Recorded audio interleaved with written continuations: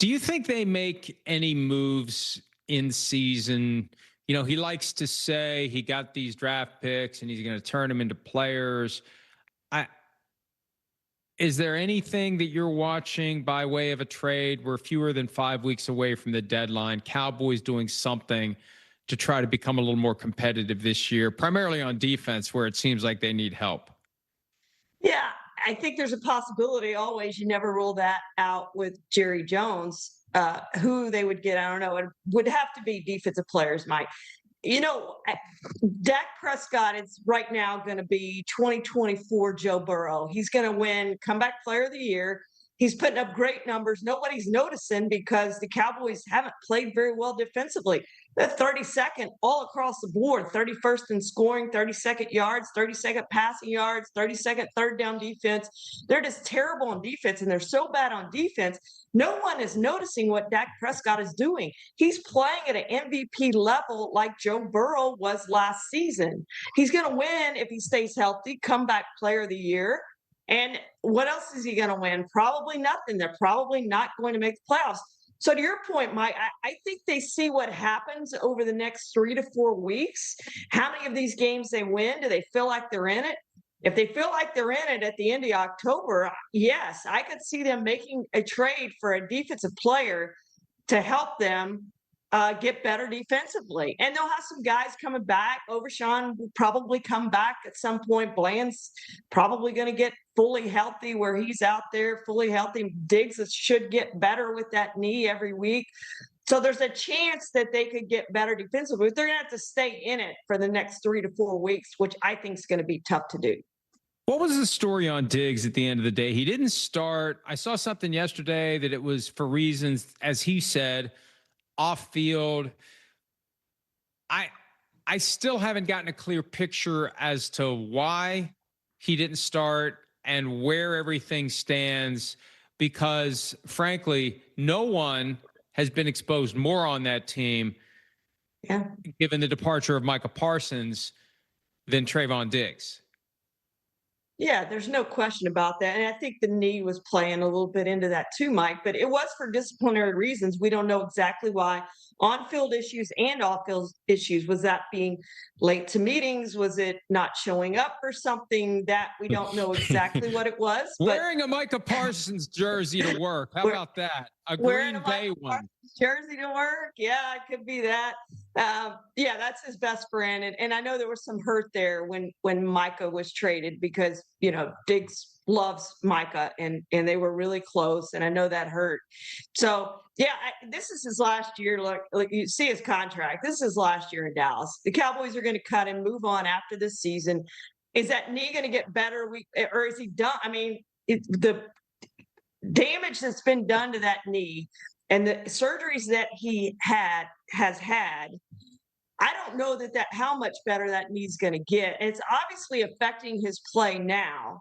So we'll see how much better that knee gets and if he can get a contract with some other team that's going to be a good contract. But he's got to play better than what he's played. He just hadn't played very well. And whether it's a knee or whether it's something else or whether he's whatever it is, he just hasn't played very well. And, you know, he brought up the point yesterday, and I looked up the numbers. Matt Eberflus is playing a ton of zone coverage, 89.5%. They're first in the NFL in zone coverage. That's not what Trevon Diggs does. He's a man guy. Under Dan Quinn, they played 33.8% of man coverage, which was third in the NFL over the length of time that he was in Dallas. And now they're last in man coverage. They're playing no man coverage. Less than 5% of their defensive plays are in man coverage. So if they want to get Diggs maybe better, I don't know. Again, his knee may be affecting him. I don't know if that's the case. But he has gone in and asked Matt Eberflus to play more man, allow him to play more man. Maybe that's helped him. Maybe that will help him. He is much more comfortable in man than zone. Good news for the Cowboys in week 4. George Pickens stepped up. It was his opportunity, and he made the most of it. And we saw what he can be in an offense where there's a commitment to throw the football to him. And I've been saying for years, The Steelers don't know how to use him. They don't use him properly. They don't throw it to him when he's open. Even when he's not open, he's open. He'll go make the catch with a guy around. He'll make a great catch with two guys around. He's George Pickens, and he's one of the best receivers in football. Bad news for the Cowboys. Everybody's going to see it now. There's no way he's going to be on the team next year, right? They can't afford him and CeeDee Lamb. No, do you use? I mean, you're the expert on this, Mike. Do you use a franchise tag on him? Again, your defense is so bad. Can you afford to keep George Pickens because your defense is so bad? You got to go out and get defensive help. I don't know. Should they have signed him right when they got him? I don't know that was the case either, and I don't know that he would sign a contract now. Would he? I wouldn't sign if I was George Pickens. There's no he's wearing he's wearing number 3, Charean. He's wearing number 3, possibly because that next contract needs to start with a 3. And there's no way the Cowboys can afford that. And the franchise tag you mentioned, it's going to be hard because that, with a long-term contract with big average, you get a low cap number the first couple of years. Franchise tag, what the guy's getting paid is what the cap number is. There's no way around it until you convert that into a long-term deal. So they're going to be stuck. The best thing they're going to be hoping for is a compensatory draft pick in 27, maximized by whatever he does elsewhere next year. And then guess what? You're back looking for a number 2 receiver that you didn't have since Amari Cooper, and you finally got him in George Pickens, and now you're going to be back in the market for that number 2 receiver when you need all this defensive help. So they're in a world of hurt, Mike, not only for this season, but for future seasons. And we may be looking at Dak Prescott and Tony Romo basically have the same exact record now. Dak has a tie on his record. I think Romo has one more loss.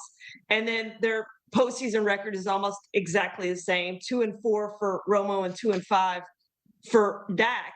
They're going to end up being the same quarterback because I don't see any possible way that Dak's going to win a Super Bowl before he gets out of here. Hi, it's Mike Florio. Thanks for watching PFT on YouTube. Hit subscribe for the latest news and analysis from Pro Football Talk.